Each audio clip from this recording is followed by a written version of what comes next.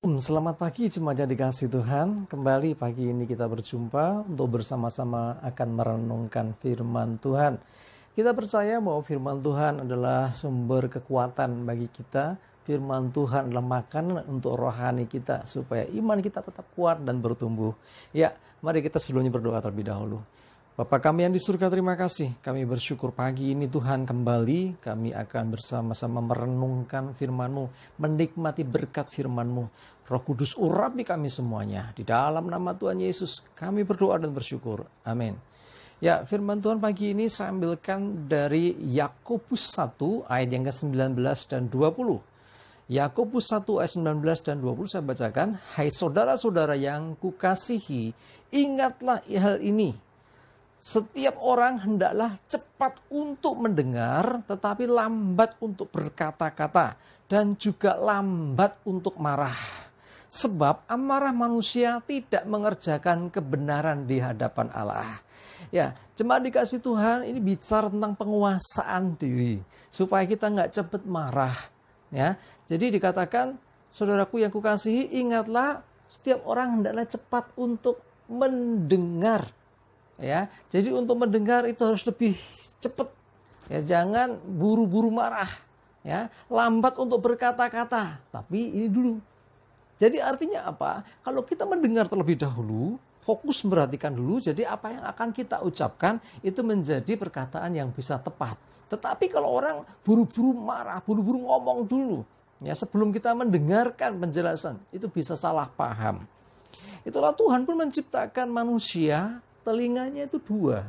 Supaya apa ya? Salah satunya adalah supaya kita dalam mendengar itu lebih jelas. Jangan lebih cetok. Sementara kita cuma diberi mulut satu. Gak kebayang kalau mulutnya dua, saudara. Heboh sekali. Telinga satu, mulut dua. Dunia heboh pasti. Ya kan? Tuhan sudah mengatur demikian rupa. Telinga diberi dua supaya manusia itu cepat untuk mendengar. Jadi kalau ada suatu perkara atau suatu peristiwa nggak cepat-cepat menghakimi, menyalahkan si A, si B, apalagi sampai dengan amarah. Tetapi dengar dulu penjelasannya. Setelah jelas baru bisa berkata-kata. Oh seperti itu. Sehingga kita menjadi orang yang bijaksana. Amin. Ya, bahkan di Amsal 14 ayat 17. Siapa lekas naik darah berlaku bodoh. Tetapi orang yang bijaksana bersabar. Ya, mari belajar kita menahan diri, belajar sabar supaya kita tidak berlaku bodoh. Orang yang lekas marah berlaku bodoh. Wah, artinya tindakannya seringkali kalau sudah amarahnya tinggi, emosinya meledak, itu nggak terkontrol, saudara. Yang terjadi kemudian akhirnya tindakannya pun jadi tindakan yang sembrono. Jadi sudah nggak peduli lagi aturan, nggak peduli lagi mbuh engko piye dampaknya. Ya seringkali itu terjadi karena apa? Sudah terlanjur naik darah terlebih dahulu, marah terlebih dahulu. Ya, ini bahkan ada peringatan yang luar biasa dari Pengkhotbah 7 ayat 9. Pengkhotbah 7 ayat 9 dikatakan, janganlah lekas-lekas marah dalam hati, karena amarah menetap dalam dada orang bodoh. Saya yakin kita nggak mau disebut orang bodoh kan? Tetapi orang yang lekas marah itu berlaku bodoh. Kenapa? Karena amarah itu tinggal menetap di dada atau dalam hati orang bodoh. Loh, tegas sekali firman Tuhan. Ya, jadi mengajak kita untuk kita ini jadilah orang yang bijaksana, yang tidak mudah terprovokasi istilahnya, sehingga jadi meledak, menjadi marah, tidak terkontrol. Orang yang amarahnya terlanjur meledak itu biasanya lost control. Jadi nggak ada pengendalian diri, nggak ada penguasaan diri. Padahal salah satu buah roh itu adalah penguasaan diri. Jadi kalau kita ada Roh Kudus, kita harusnya mendengarkan bisikan Roh Kudus dalam hati nurani kita. Ketika menghadapi suatu situasi apapun, sehingga kita nggak buru-buru marah. Ya, supaya kita jadi orang-orang yang bijaksana, orang-orang yang harus bisa menahan diri dan bersabar. Efesus 4 ayat 26 dan 27 dikatakan, apabila kamu marah, artinya memang manusia tuh seringkali bisa marah ya. Janganlah kamu berbuat dosa, janganlah matahari terbenam sebelum padam amarahmu, dan janganlah beri kesempatan kepada iblis. Jadi memang sebetulnya marah itu reaksi emosional manusia, dan itu manusiawi. Saya yakin semua orang pernah marah, bahkan bukan hanya orang dewasa, anak kecil saja pasti pernah marah. Jadi marah itu sebetulnya hal yang manusiawi. Cuman kalau sudah jadi lost control atau istilahnya lepas kontrol, lepas kendali, tidak bisa menguasai diri, amarah yang meledak-ledak, darahnya sampai lonjat, darah tinggi, ya lekas naik darah, sehingga akhirnya orang itu sudah nggak pakai akal sehat. Nah itu yang nggak boleh. Bahkan dikatakan tadi di Efesus tadi, jangan sampai ya kalau marah jangan sampai berbuat dosa.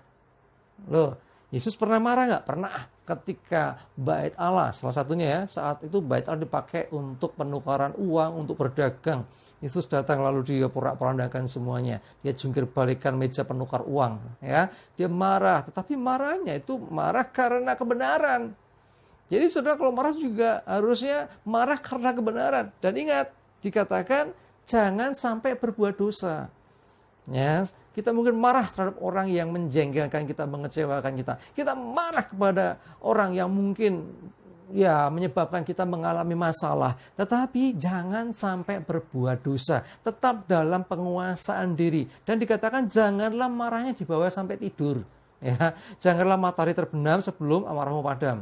Karena apa? Kalau sampai berlarut-larut, ini artinya segera dibereskan amarahnya. Kalau berlarut-larut itu bisa memberi kesempatan iblis untuk mengendalikan pikiran, hati, dan hidup kita. Hati-hati saudara, iblis sering mengendalikan orang-orang yang lost control, yang amarahnya tidak terkendali. Ayo kita sama-sama jaga hati kita. Jaga jangan sampai kita lepas kontrol. Tetap dalam penguasaan diri. Marah boleh, tetapi harus jangan sampai berbuat dosa. Dasarnya harus benar. Jangan sampai hanya mengikuti emosi saja. Amin. Kita berdoa. Bapa di surga, terima kasih, kami bersyukur firman-Mu pagi ini mengingatkan kami. Untuk kami menguasai diri, untuk kami tidak lekas marah, untuk kami bisa menahan diri, untuk kami lebih cepat mendengar daripada kami berkata-kata. Karena kami tahu Tuhan ketika kami mendengarkan, oh Tuhan kami akan disingkapkan, diberikan pengertian sehingga lebih bijaksana menyikapi suatu masalah. Roh Kudus yang tolong kami sehingga kami menjadi orang-orang yang bijak, yang bisa bersabar dan menahan diri dalam setiap keadaan. Dan biarlah Tuhan menolong kami bisa menerapkan ini dalam kehidupan. Terima kasih, hari ini kami serahkan hidup kami juga dalam pertolongan, perlindungan, penyertaan Tuhan. Aman dan selamat, jauh corona, jauh mara bahaya dan celaka, sakit, penyakit, dan semua yang buruk. Kemenangan, keberhasilan, damai sejahtera, sukacita, dan segala kebaikan Tuhan boleh kami alami. Semua kembali bagi hormat dan kemuliaan-Mu ya Tuhan. Dalam nama Yesus kami berdoa dan bersyukur. Amin. Jemaat dikasihi Tuhan, mari tetap dalam penguasaan diri. Semangat, maju terus. Tuhan memberkati kita semua. Amin.